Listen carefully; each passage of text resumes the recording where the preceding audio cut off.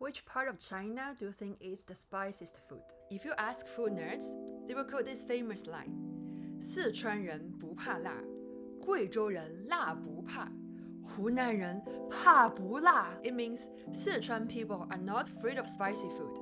And for people in Guizhou, there are no such thing as too spicy.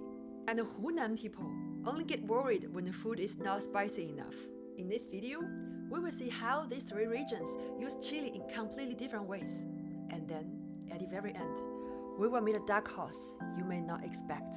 Let's start with Sichuan.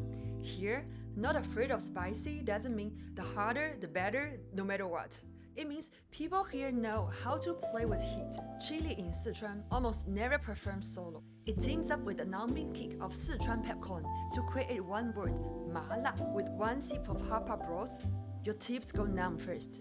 Your tongue tingles like a tiny electric shock. Then waves of heat, garlic, and fermented bean paste roll in.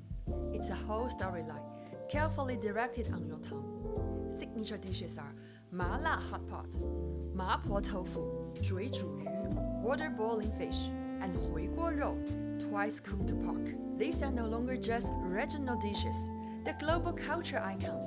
So if I had to give Sichuan spicy a personality, I call it the director type. It plans, it builds, it has plot twists, and it tricks you into bite after bite after bite.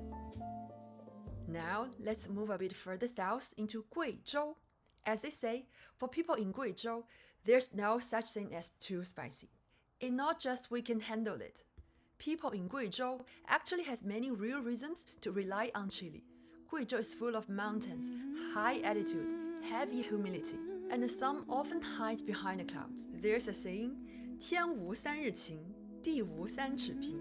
No 3 days of a clear sky, no 3 feet of flat land. Especially in winter, the cold doesn't stop. It soaks into your bones. If you eat light food all day, as someone who was born and raised in Guizhou, I will tell you, it feels like the whole body never really wakes up. So Guizhou developed the full sour and spicy system. Chilies, tomatoes, and glutinous rice are fermented into red and white sour soup.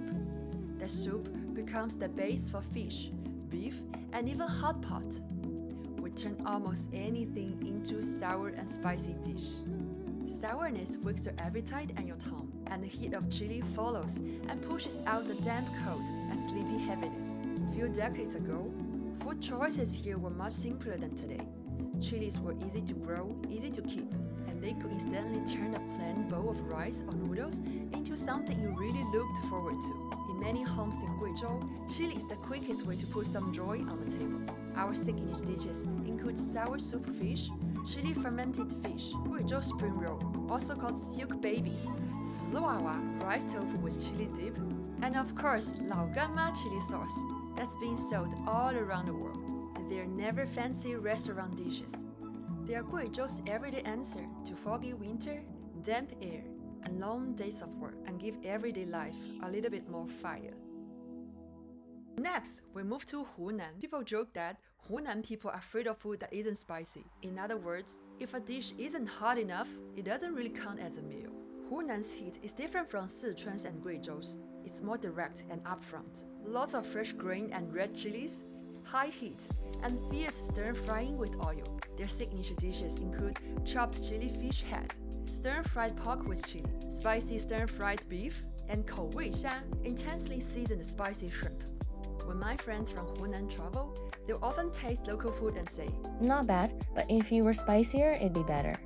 A lot of them like to say, if it's not spicy, I can't eat my rice. So when they say Hunan people are afraid of food that isn't spicy, what they really mean is, here, spice isn't a bonus, it's a minimum requirement of everyday life. Okay, after Sichuan, Guizhou, and Hunan, it's time for today's dark horse, Jiangxi. Jiangxi's style of spice is very straightforward. In many Jiangxi dishes, chili isn't a seasoning, it's the main ingredient. A plate lands on your table. What you mostly see are fresh green chilies, red chilies, or dried chilies. The meat and vegetables are just NPC in a game where chili runs the show. Their signature dishes are Nanzhang mixed rice noodles, spicy stir-fried rice cakes, lotus blood duck, an endless version of chili stir-fried with pork, egg, or almost anything. For a lot of people who try Jiangxi food for the first time, it's more like halfway through the meal, you are tearing up. This is so good. Just one more bite. The strange thing is, Jiangxi stays relatively low profile in China's spicy province universe. Maybe because it doesn't have a single big star dish like Sichuan hot pot or Guizhou sour soup fish, meaning Jiangxi dishes look simple and home-style. So it ends up at the province where those who know really know, and those who don't know barely mention it when they talk about spicy food. If we say Sichuan is a direct type spicy, Guizhou is the sour and spicy weather-fighting spice, Hunan is the it has to be spicy or it doesn't count spice, then Jiangxi is the quiet one who trains the hardest, it offstage most of the time, but when you finally steps into the ring, you realize you've been underestimating how far Chinese people can go with chili. For me, spice stops just being a taste. It's about how people in each place put a little kick into ordinary days. For people from those spicy provinces, chili isn't just a sharp kick on your tongue. It's the taste of school lunches and family dinners, late-night noodles and festival tables surrounded by people you love. It's the taste they grow up with, the taste they carry with when they live. So what about you? When you think of home, what's the first flavor that comes back to you?